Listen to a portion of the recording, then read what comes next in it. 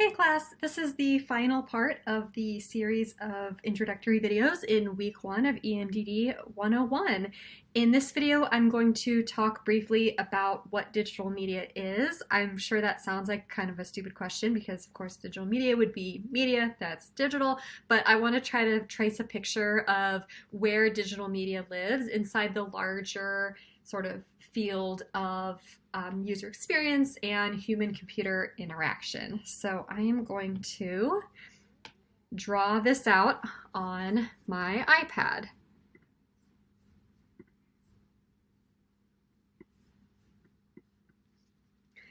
Okay, so this class has 3 pillars, and they are human-computer interaction,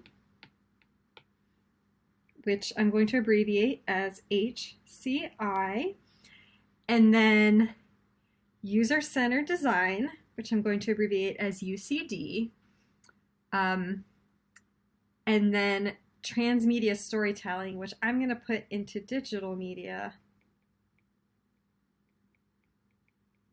So we'll call it transmedia as part of digital media. Okay, so let me highlight these because these are our pillars: human-computer interaction, user-centered design, and I'm just going to do digital media for transmedia.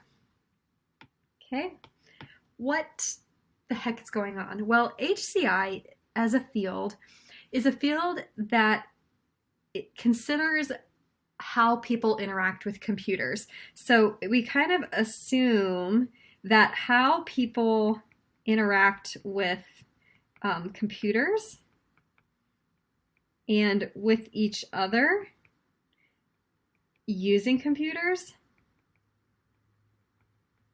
is different somehow than how we interact with each other without computers.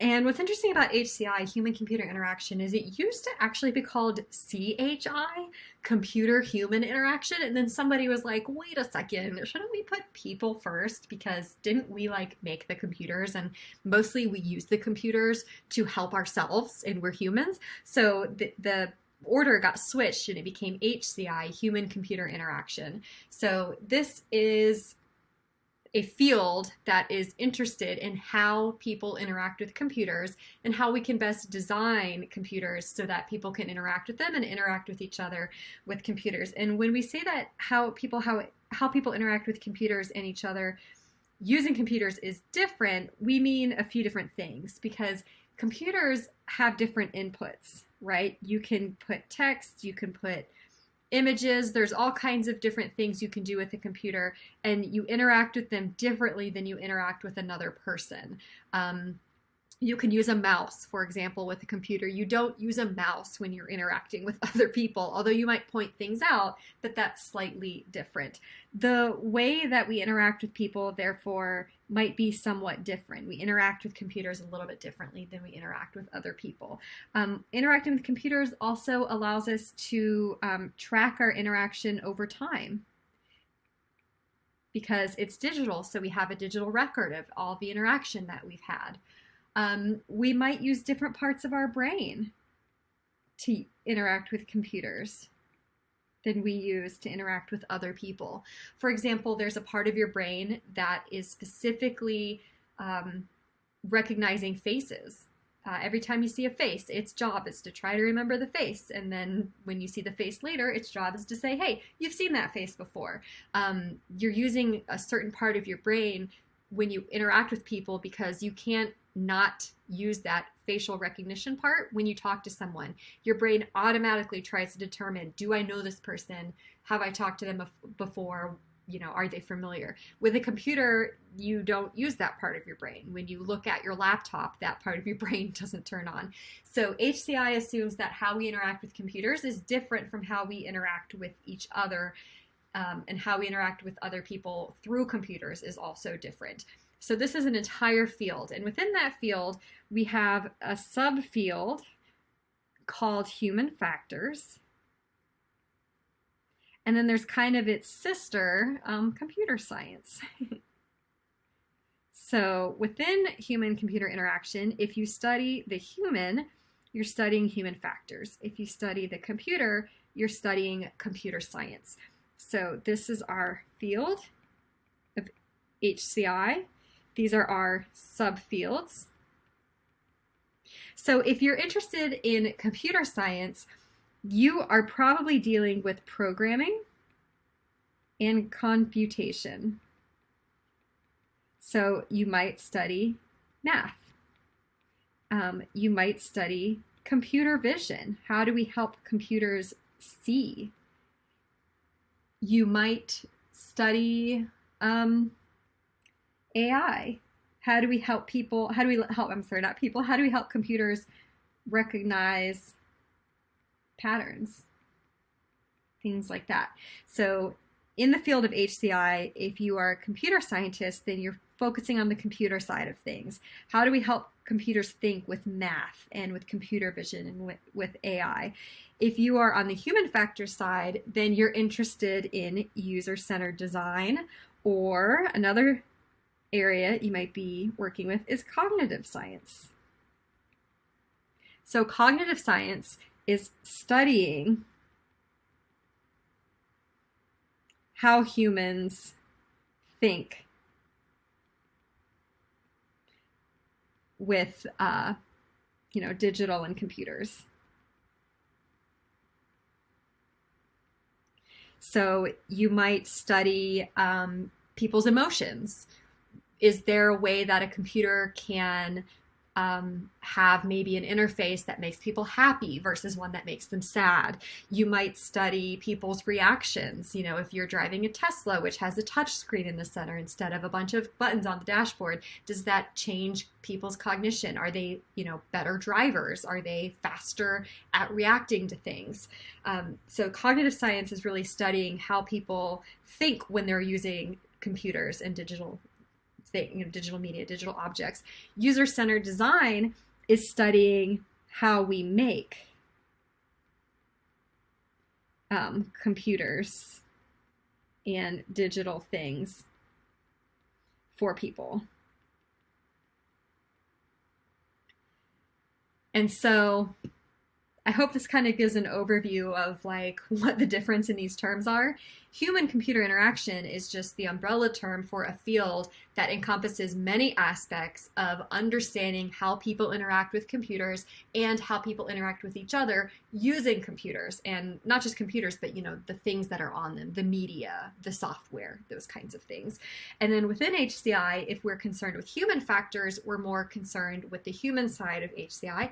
And if we're in computer science, we're more concerned with the computer side. Obviously, our program in EMDD is on the human factor side. And if we're interested in human factors, then one thing we might care about is user-centered design. How do we make things for people using computers and digital interaction patterns? How do we make human-computer interaction really good for people? And how do we care about the people side of it? And then we might use user-centered design to create digital media. So using the process of user-centered design, then we might make digital media. We might make things for people. That could be transmedia. It could be social media. It could be websites. Could be, video and video platforms. Could be images. Could be sound. Could be games. Could be software. And I think probably you're seeing here, this is where the courses in the minor come from. Transmedia is something you can learn about in 375. You can learn about social media in 210. You can learn about websites in 201. You can learn about video and video platforms in 213. Images in 212. Sound in 214. You can learn about user-centered design in 216, which is the design thinking course. Design thinking is a type of user-centered design. You might learn about this user-centered design process in 211. So you can see that all of our courses are on the human side of things. Oh, I almost forgot, usability. If you are in cognitive sciences, you might study usability, which is how easy digital and computerized things are for people to use. So that would be if you take 215. So digital media is the stuff, the stuff that we make for people to use, the software, the images, these computerized elements we call digital media. It's made using this sort of process or approach called user-centered design and design thinking and cognitive science, or if we're on the computer side, programming and computation.